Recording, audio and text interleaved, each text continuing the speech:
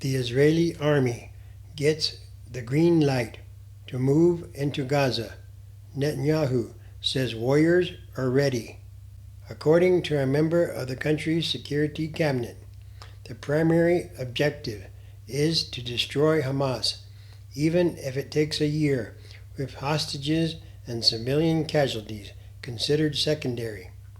We shall do all efforts to bring our hostages back alive, he stated, but the first and last priority is to destroy Hamas.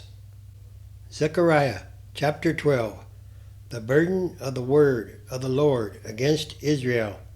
Thus says the Lord, who stretches out the heavens, lays the foundation of the earth, and forms the spirit of man within him. Behold, I will make Jerusalem a cup of drunkenness to all the surrounding peoples when they lay siege against Judah and Jerusalem. And it shall happen in that day that I will make Jerusalem a very heavy stone for all peoples.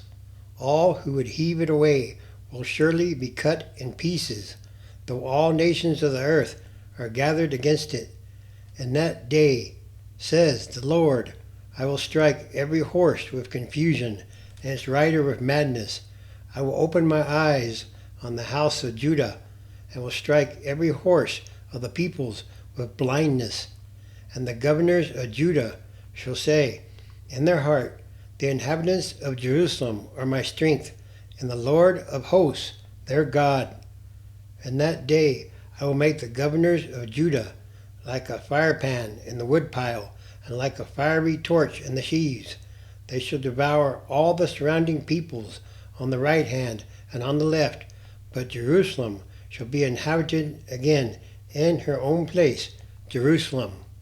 Israeli airstrikes on Gaza continued after President Biden visited Tel Aviv and gave the country's leaders and people his firm support as the Jewish state grapples with the perilous realities of its war against Hamas militants.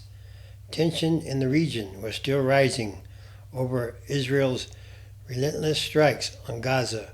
Zechariah chapter 12, verse 7.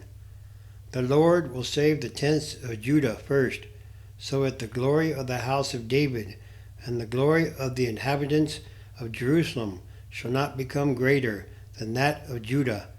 In that day the Lord will defend the inhabitants of Jerusalem. The one who is feeble among them in that day shall be like David, and the house of David shall be like God, like the angel of the Lord before them.